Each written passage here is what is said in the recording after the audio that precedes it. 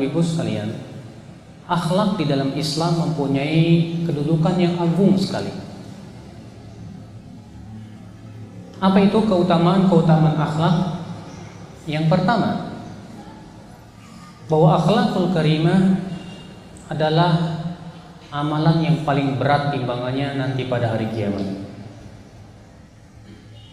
Sebagaimana diriwayatkan Imam Ahmad dalam musnadnya bahwa Rasulullah SAW bersabda, beliau bersabda, inna athqal ya syai'in fil mizan yaumal qiyamah husnul khuluq atau kama qala.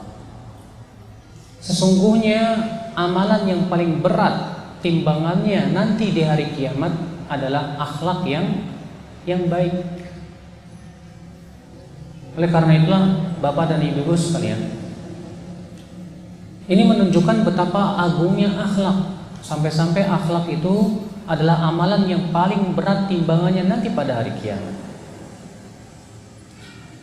Keutamaan yang kedua,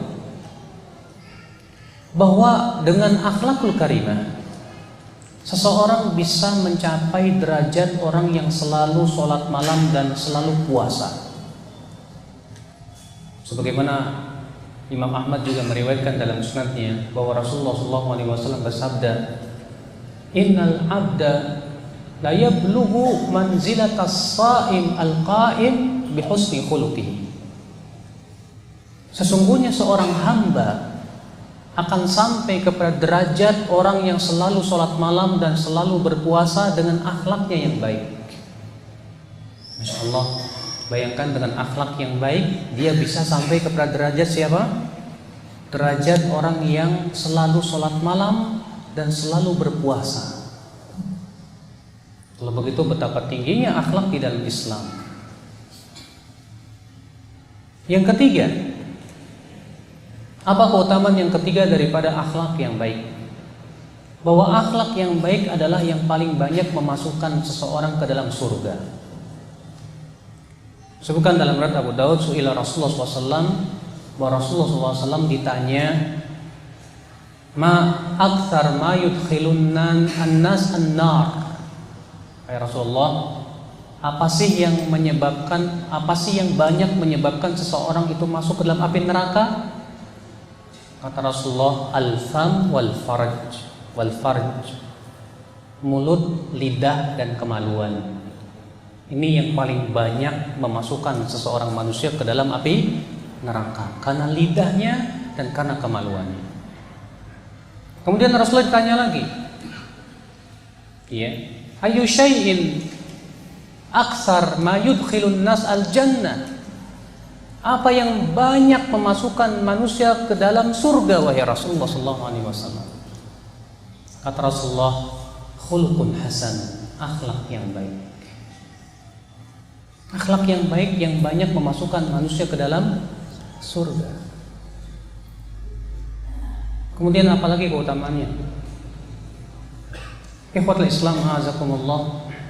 Keutamaan selanjutnya daripada akhlakul karimah, bahwa akhlakul karimah di antara perkara yang pertama kali didakwahkan oleh Rasulullah SAW. Yang pertama kali didakwahkan oleh Rasulullah SAW itu apa? Tauhid dan akhlak. Buktinya Imam Bukhari meriwayatkan dalam sahihnya, ya, Imam Bukhari meriwayatkan dalam sahihnya bahwa Heraklius bertanya kepada Abu Sufyan. Abu Sufyan itu pamannya Rasulullah SAW. Yang waktu itu Abu Sufyan masih kafir. Apa kata Heraklius? Heraklius itu rajanya Romawi. Ya. Mada ya'muru hadan nabi? Apa sih yang diperintahkan oleh Nabi itu? Kata Abu Sufyan, yaqul, Nabi itu berkata, "Ubudullah wa la tusyriku bihi syai'a, watruku ma yaqulu aba'ukum, wa ya'muruna bis-shalah wal afaf was-silah." Rasul itu berkata, sembahlah kalian ya, Allah saja, dan jangan kalian persekutukan Allah sedikit pun juga. dan tinggalkan keyakinan nenek moyang kalian itu. Dan Nabi itu menyuruh kami untuk sholat, menjaga kehormatan, dan menyambung silaturahim. Lihat, setelah Abu Sufyan menyebutkan apa sih yang diperintahkan oleh Nabi itu, dan waktu itu Rasulullah SAW belum hijrah ke kota Madinah, belum. Kata Abu Sufyan, yang diperintahkan oleh Nabi itu, pertama, beribadahlah hanya kepada Allah, jauhkan kesyirikan. Yang kedua, tinggalkan apa yang diyakini oleh nenek moyang kalian. Yang ketiga, ia memerintahkan kami sholat. Kemudian ia memerintahkan kami untuk menjaga kehormatan dan menyambung silaturahim. Dalam satu ayat yang lain, ia memerintahkan kami untuk bersikap jujur. Subhanallah, setelah akidah, akhlak. Ikhwatul Islam, azakumullah wa iyyakum. Apalagi keutamaan akhlakul karimah, bahwa seseorang dengan akhlakul karimahnya akan masuk surga walaupun amalannya tidak banyak, dan seseorang akan masuk neraka karena akhlaknya yang tidak baik walaupun amalannya banyak. Al-Imam Al-Hafidh Al-Mundhiri dalam kitab beliau At-Targhib wa Tarhib, dan hadis ini sahih, beliau meriwayatkan sebuah hadis yang dikutip oleh Imam At-Tabrani, bahwasanya ada seorang sahabat berkata kepada Rasulullah SAW, wahai Rasulullah, ada seorang wanita, ia banyak sholat malam, ia banyak puasa sunnah, ia pun banyak bersedekah. Bayangkan, dia puasa sunnahnya banyak, sholat malamnya banyak, kemudian sedekahnya pun banyak. Namun satu kekurangan dia, ya Rasulullah, dia suka menyakiti tetangganya dengan lisannya, dengan lidahnya. Dia suka menyakiti tetangganya dengan lidahnya. Apa kata Rasulullah? Khaira fiha hiya finnar. Tidak ada kebaikannya wanita itu. Wanita itu dalam api neraka. Hanya karena apa? Lisannya suka menyakiti tetangganya.